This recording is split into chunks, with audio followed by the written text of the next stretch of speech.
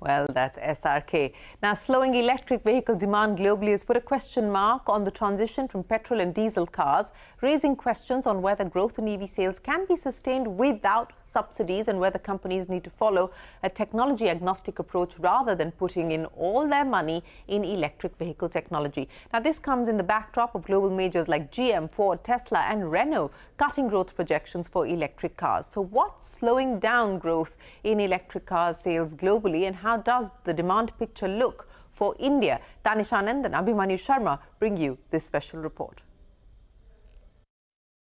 General Motors, Ford, Tesla and Renault, global auto giants have slashed electric vehicle production targets due to slowing growth in key markets. General Motors CEO Mary Barra has said that with the pace of electric car sales slowing down, the company will build to demand. The other strategy, ensure flexibility in production lines to cater to any demand for gasoline, electric or hybrid cars.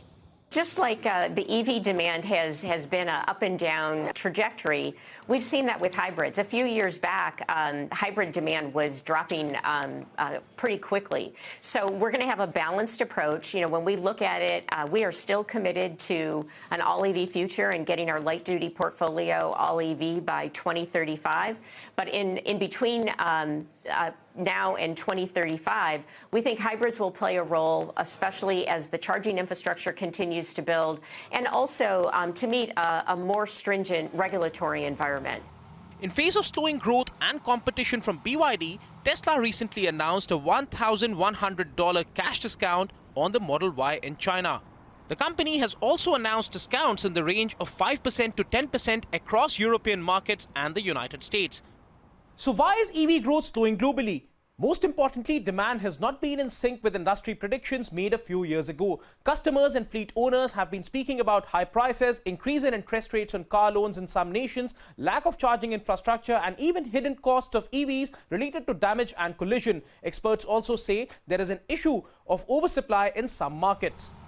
Scaling back of subsidies has also led to a price increase for electric vehicles. Germany, which has paid 10 billion euros towards EV subsidies since 2016, has prematurely stopped the program, and German car makers are expecting EV sales to drop 14% this year.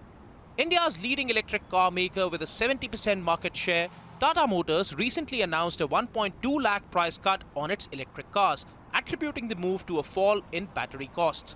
CNBC-TV18 asked Tata Motors whether they expect a slowdown in electric car sales in line with global trends, and the company spokesperson said, and I quote, "EVs have shown a strong growth momentum and are substantially outperforming the overall passenger vehicle industry growth.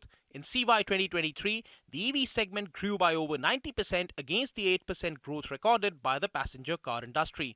This growth momentum has continued in CY 2024 with EV sales registering 100% year-on-year growth in January 2024. Unquote.